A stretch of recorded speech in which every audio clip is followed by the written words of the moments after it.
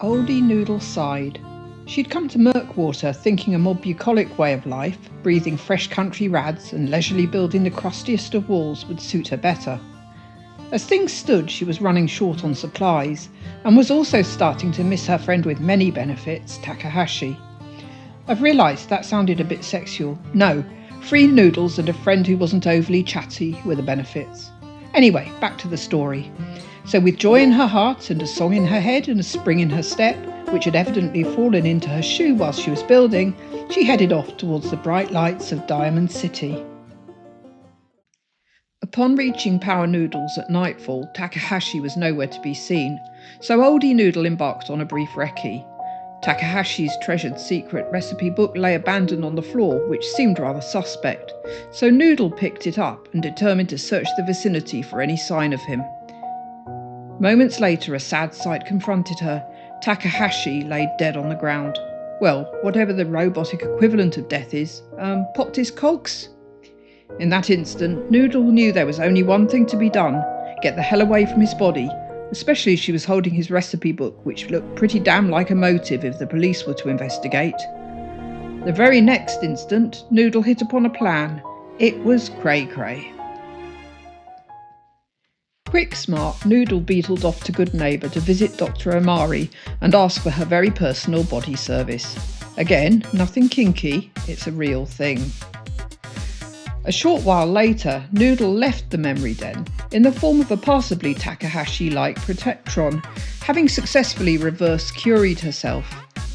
Noodle's newly fledged plan was to follow through with Takahashi's dream to open a second branch at the once-upon-a-time scenic Nordhagen beach, now scoring 4 stars, only fairly awful, on the Commonwealth review site TipAdvisor. We'll see you there.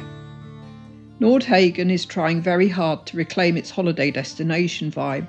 Admittedly, setting up a carrot and gourd petting zoo was an unusual initial approach, but after an offer from the elusive business tycoon behind the windily successful Dance Fans franchises — oh, sorry, I misread that, the wildly successful Dance Fans franchises — things were on the up and up, quite literally. By all accounts, Dance Fans was owned by a shady — oh no, hang on, his money laundering outfit Molly's Brollies is the shady one — by a cool geezer named Mulder. Few had seen him.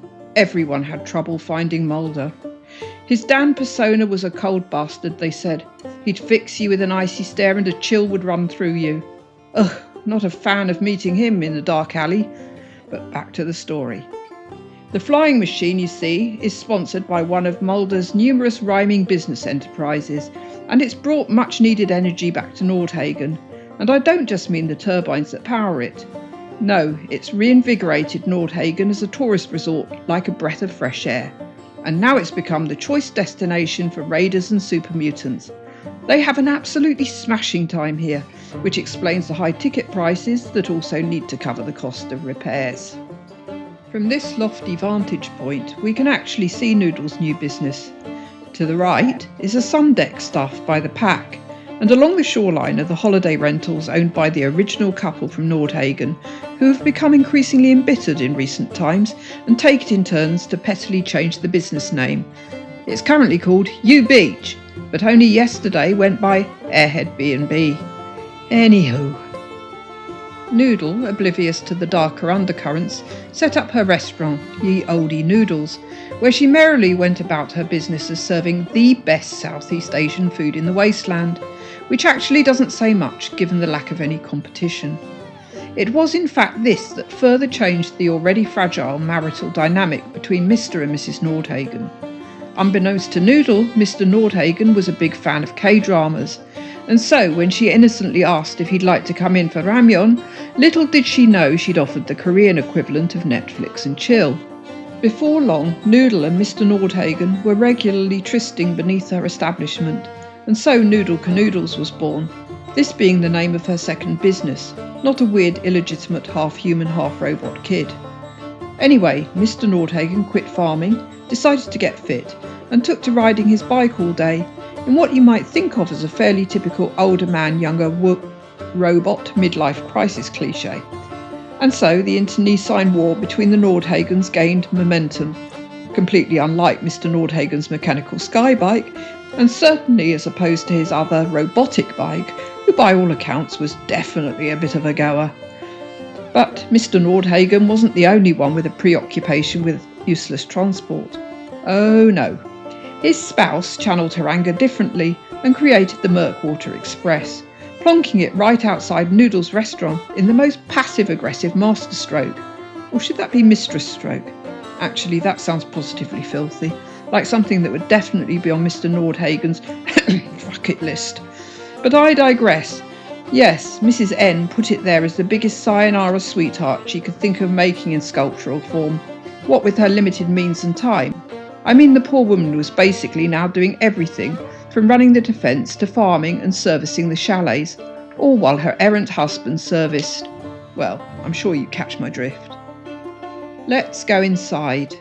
As you can see, Noodle had originally wanted to name her restaurant differently, but the threat of legal action over an established trademark by the now feral ghouls that once operated a well-known sushi joint put paid to that.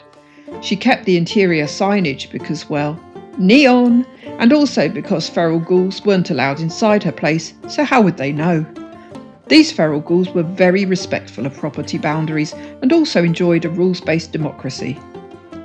Noodle got rather carried away with the naming theme and consequently served mouldy noodles in her eatertronic and coldy noodles in her fridge, and very lucrative it all was, as you may evince from the rather crass signage in her office.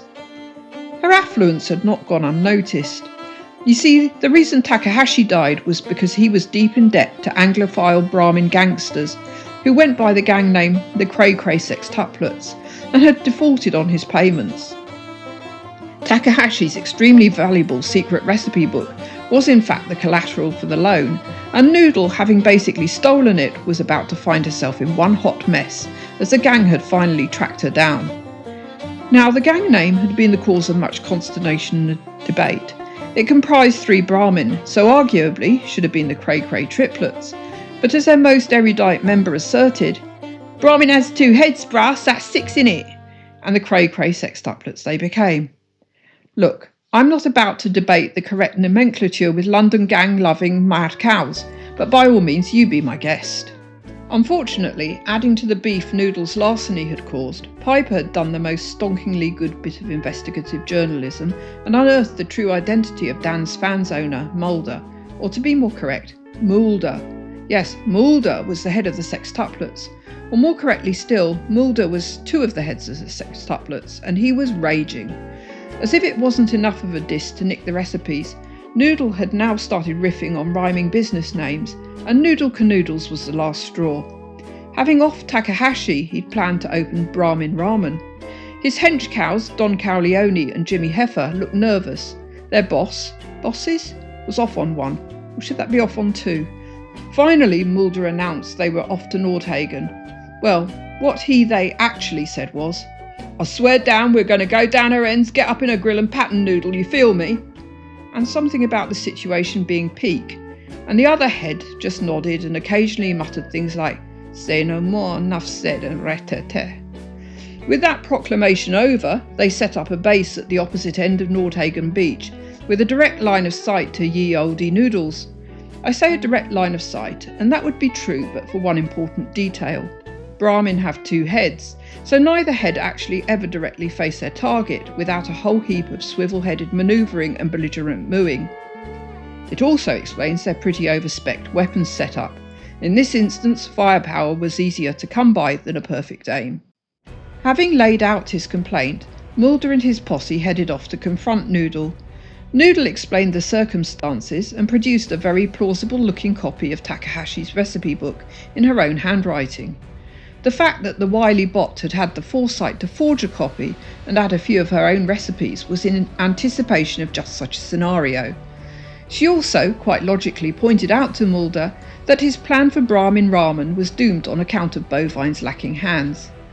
Things got a little tricky as Noodle hadn't taken roadman slang as an option at school, but after some quick databank updates and reprogramming, she chirpily ventured the following AI response and hoped for the best.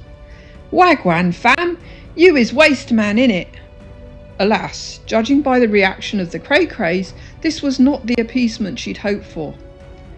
"I's not waste man, I's waste cow, innit blood," Mulder bellowed, turning even more puce than usual. "Well, in that case I isn't. I am not. Blood, I's oil and lube, innit? Am I not?" Noodle stammered. It was at this point all parties realised the bare difficulty of chatting lingo, and when Noodle proposed they revert to more standard speech, Mulder grudgingly responded, "Allow it, say less," which Noodle took to mean he agreed, and so the raging bulls laid it out. Noodle had a blood, or rather an oil and lube, contract out on her.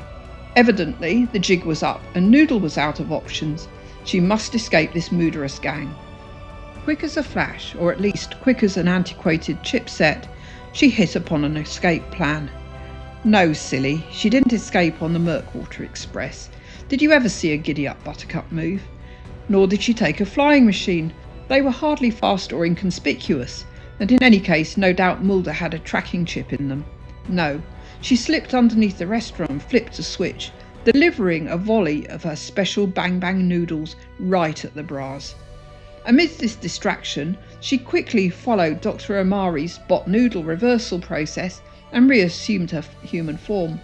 Now having opposable thumbs again, she hoiked up her Xbox controller from her stash box, along with Takahashi's original recipe book, spammed a few buttons and fast-travelled back to Murkwater. Well, that was quite an adventure, she thought to herself as she enjoyed a nice cup of tea. No doubt you're wondering what transpired at Nordhagen Beach. Upon seeing the altercation between Noodle and the Brotherhood of Veal, Mr. N fell off his bike and drowned. The now widow Nordhagen stifled a laugh. Having taken an upholstery course once upon a time, she promptly collected the remains of the rowdy cows and turned them into sofas. Finding herself the unexpected owner of a vacant restaurant, she turned it into a salad bar, which she named A Dish Served Cold, and placed the 3 couches on the terrace where she could sit and admire the veritable empire that had fallen into her lap. Let's take a quick whiz around, but before that, I imagine you're also wondering what became of Noodle Canoodles. Well, that ended up as the shell company that operates Hooters at Jamaica Plain, and for that treat you must visit Oldie Noodle's wonderful build on YouTube, but only if you're an adult. Goodbye.